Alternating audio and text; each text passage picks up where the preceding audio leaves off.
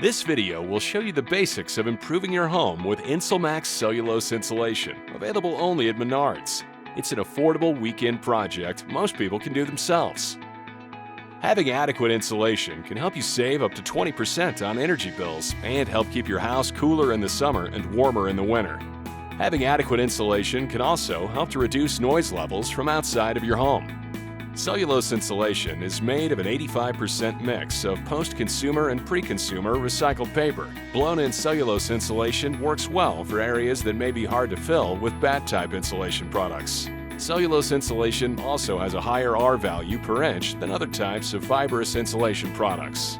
To start, you need to figure out how much insulation your attic needs to estimate the total number of square feet you have to insulate. If your attic space is square or rectangular, simply multiply the length of the space by the width to find the square footage. If your attic has a different layout, split the area into two rectangles, multiply length by width, and add the total square footage together. Next, you'll need to find the recommended R value for your area of the country as determined by the U.S. Department of Energy. More than likely, your attic already has some insulation. With that in mind, estimate your current insulation R value by measuring the depth of the existing insulation and multiply it by 2.5 for fiberglass insulation or 3.6 for cellulose insulation. With 4 inches of existing fiberglass insulation, your R value would be R10. If you had 4 inches of cellulose insulation, your R value would be 14. You then need to subtract the R value you currently have from the R value you want to achieve. If you're working with a newly constructed home or a home addition and insulating a space with no previous insulation, check the attic coverage chart found in the product packaging, or you can use the insulation calculator at Menards website to find the appropriate R value for your job. Total square feet of the space divided by maximum coverage per bag equals the total number of bags required. Before you get started, you will need a few supplies: gloves, dust mask, safety glasses, lighting, cardboard vents, staple gun, screwdriver, utility knife, attic rulers, machine and hose, extension cord, and drop cloths are a good place to start. Begin by reading all instructions and safety warnings before operating the machine, as each machine is different and provides different instructions. Be sure that both the machine and its operator are standing on a clean, dry surface. Operating the machine in standing water can result in serious injury. Before plugging the machine in, turn the blower motor and the manual switch to off. Pull out the emergency stop to ensure proper safety.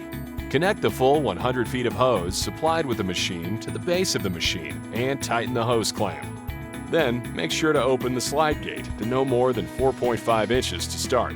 This will allow the cellulose insulation to break open evenly and provide the most efficient insulation. Plug the extension cords into the machine and plug the other end into a standard 110-volt power source. Now it's time to go up into the attic and prepare to blow the insulation.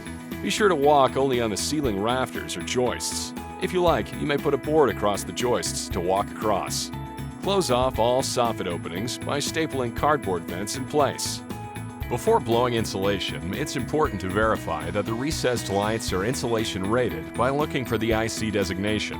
If your can light fixture does not say it is IC rated, then can light covers must be installed, as the lights can overheat, which is a fire danger. Place an attic ruler on the base layer of insulation in a vertical position and staple to the rafters to help gauge how much insulation you're going to fill. After all preparation is completed, it's time to start installing the cellulose insulation. Take safety precautions by wearing a mask and eye protection, and again, be sure to walk only on the ceiling rafters or joists. To feed the machine, cut open a bag of insulation, and without removing the insulation from the bag, break the package in half and feed the machine with it. Now you are ready to run the hose into the attic, extending far enough to reach the furthest corner. Keep in mind that your blowing machine will spray insulation between 8 and 10 feet. Turn the machine on by flipping the on-off switch on the remote to begin blowing the insulation. Begin filling the attic with insulation while keeping an eye on what level the attic ruler is filled up to. Spray until the attic section is evenly filled. Keep repeating the process until the attic is fully insulated. When the job is finished, all the bags of insulation should be empty and your attic should have a level, uniform layer of insulation. When the job is finished, transport the machine back to the store and wash all clothes separately from other ones to ensure that any insulation residue does not spread.